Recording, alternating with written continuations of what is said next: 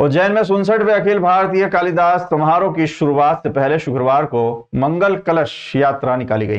ये यात्रा क्षिप्रा नदी से रामघाट से शुरू हुई और कालिदास एकेडमी परिसर में जाकर समाप्त हुई।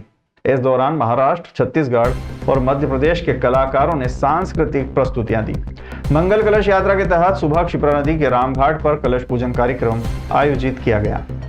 इसमें कालिदास एकेडमी के निदेशक गोविंद गंधे, डॉक्टर शैलेंद्र कुमार, श्रीपाद जोशी, राजेश कुशवाहा और रूप मनानी सहित अन्य लोग शामिल हुए।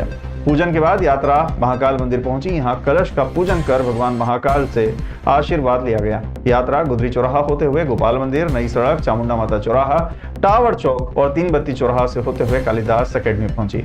इस दौरान शहर में बड़ी संख्या में स्वागत मंचों से कलश यात्रा का स्वागत किया गया। यात्रा में स्कूली बच्चे भी शामिल थे। अलग अलग राज्यों से आए दल पारंपरिक नृत्य, बैंड बाजा और विभिन्न सांस्कृतिक झांकियों के साथ शामिल हुए।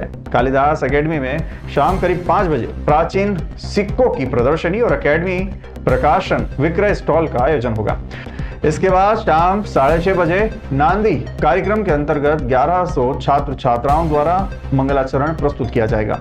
साथ ही डॉक्टर कल्पना आठल्य के निर्देशन में गोगटे जोगलेकर महाविद्यालय रत्नागिरी महाराष्ट्र के छात्रों द्वारा संस्कृत ऑर्केस्ट्रा प्रदर्शन किया जाएगा। बता दें कि परंपरा के अनुसार देव प्रबोधिनी एकादशी पर 1 नवंबर से 67वां अखिल भारतीय कालिदास समारोह शुरू होगा। यह समारोह उज्जैन की सांस्कृतिक पहचान को राष्ट्रीय स्तर पर पुनः स्थापित करने का अवसर प्रदान करेगा। इस अवसर पर संभागायुक्त आशीष सिंह और डीआईजी नवनीत भसीन कार्यक्रम में उपस्थित रहेंगे।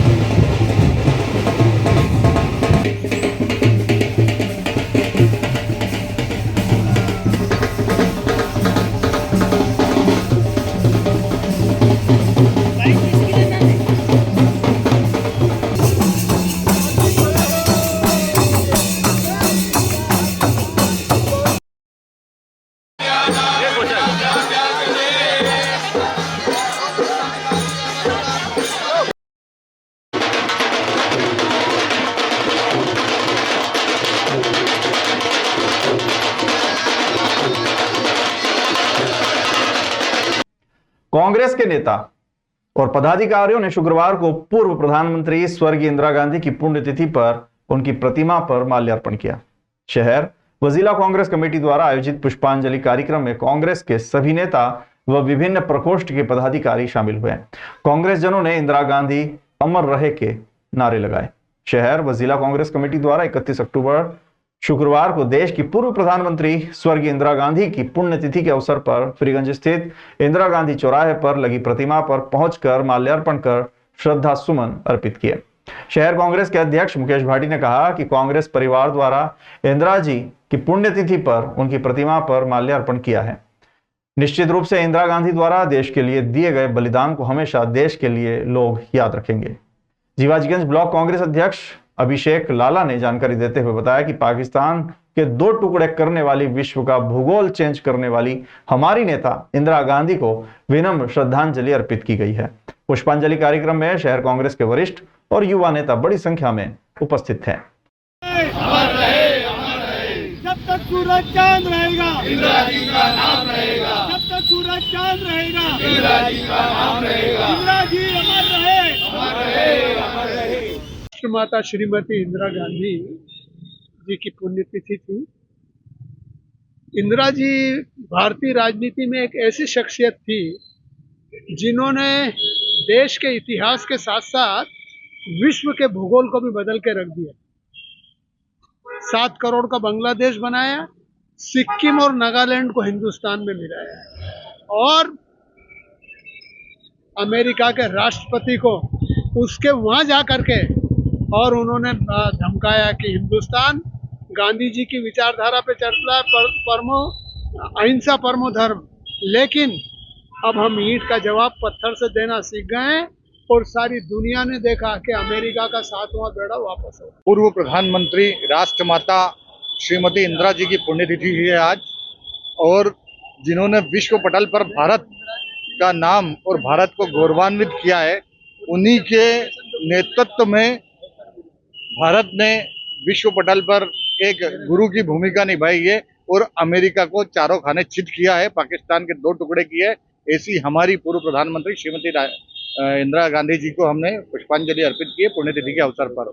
और साथ ही सरदार वल्लभ भाई पटेल की जयंती के उपलक्ष्य में उनको भी पुष्पांजलि अर्पित की है। मुख्यमंत्री और प्रधानमंत्री के निर्देश पर राष्ट्र के लौह पुरुष सरदार वल्लभ भाई पटेल की 150वीं जयंती के उपलक्ष्य में आज राष्ट्रीय एकता दिवस पर उज्जैन में रन फॉर यूनिटी का शानदार आयोजन किया गया। आज सुबह 8 बजे शहीद पार्क से लेकर फुवारा चौक तक आयोजित इस 3.5 किलोमीटर की एकता दौड़ में BDDS बटालियन, सभी स्कूलों के छात्र छात्राएं, जिला पुलिस बल, शहर के सामान्य नागरिक और वरिष्ठ अधिकारीगण के साथ साथ जनप्रतिनिधियों ने उत्साहपूर्वक सहभागिता की। दौड़ का मुख्य उद्देश्य माननीय प्रधानमंत्री के संकल्प एक भारत श्रेष्ठ भारत को जन जन तक पहुंचाना था।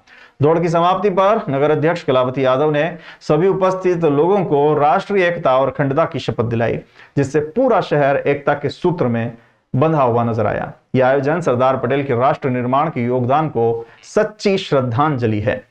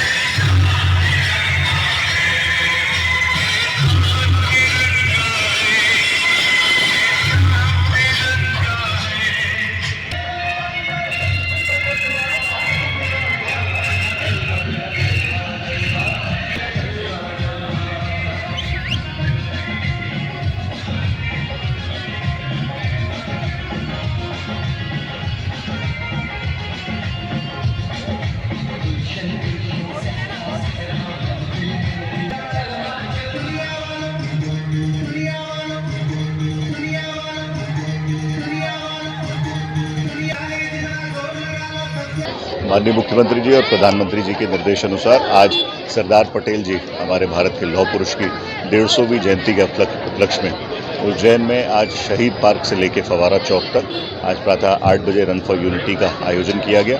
इसमें हमारे PTS बटालियन, सभी स्कूल, हमारा जिला पुलिस बल, हमारे शहर के सम्मानीय नागरिक, सभी वरिष्ठ अधिकारीगण, सभी जनप्रतिनिधिगण ने बढ़ चढ़ के हिस्सा लिया।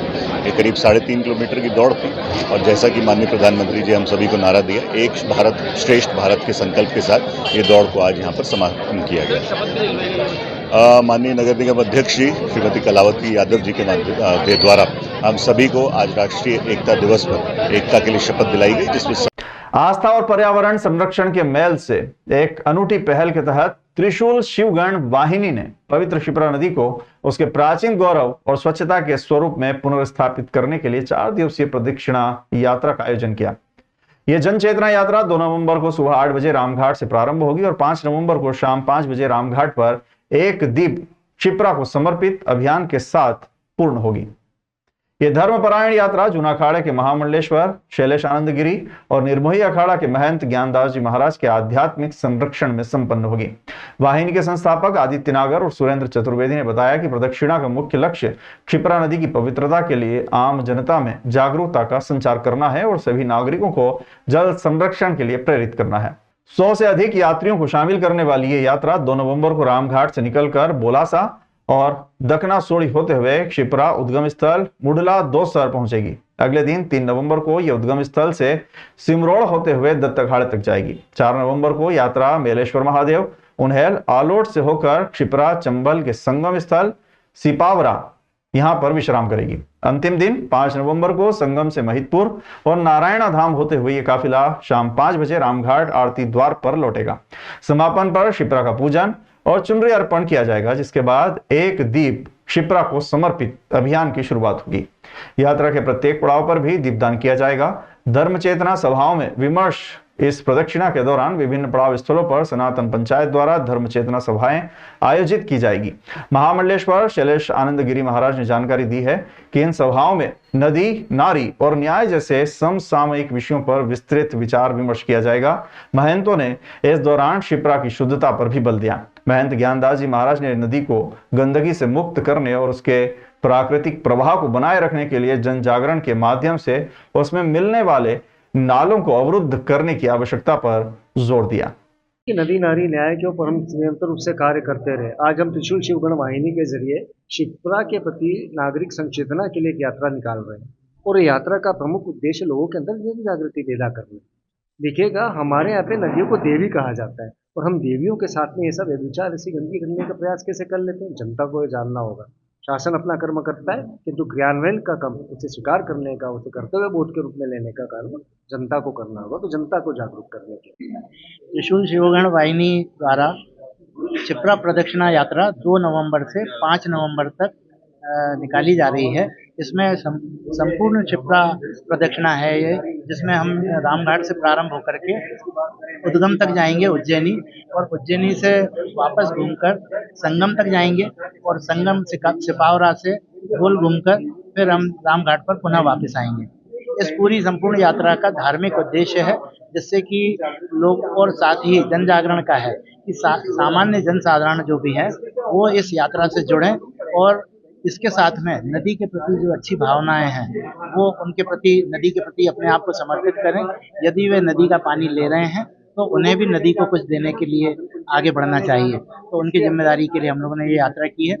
इस यात्रा से जल संवर्धन होगा, नदी में क्षेत्र में पानी बढ़ेगा और साथ ही जो गंदगी हो रही है, नाले मिल रहे हैं या नदियाँ गंदी मिल रही हैं, उनको भी रोकने के लिए हम लोग सरकार की मदद करेंगे और सुझाव देंगे, क्योंकि जनसाधारण के जो सुझाव हमें प्राप्त होंगे वो सब हम सरकार को सुझाव के रूप में देंगे। हमारा मुख्य उद्देश्य ये है कि सारी जनता इससे जुड़ जाए और 5 तारीख की शाम को 1 दिया शिप्रा के नाम हम लोगों ने आह्वान किया है।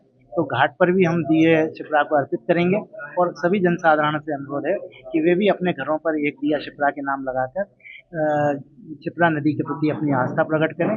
प्रातः 8 बजे मां शिप्रा का आरती पूजन करके संतों की उपस्थिति में इस यात्रा का शुभारंभ होगा और यह यात्रा 4 दिन तक चलकर 5 नवंबर को सायंकाल 5-5:30 बजे यहाँ रामघाट पर आएगी। 1 दिया शिप्रा के नाम अभियान के साथ इस यात्रा का समापन होगा।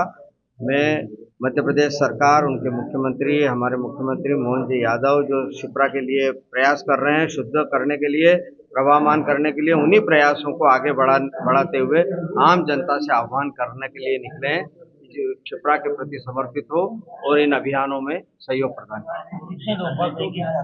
लगभग 100 से 150 यात्री इसमें रहेंगे, संत रहेंगे और पूरी उद्गम से संगम तक की यह यात्रा रहेगी। यह बड़ी यात्रा है जो 550 किलोमीटर की यात्रा है।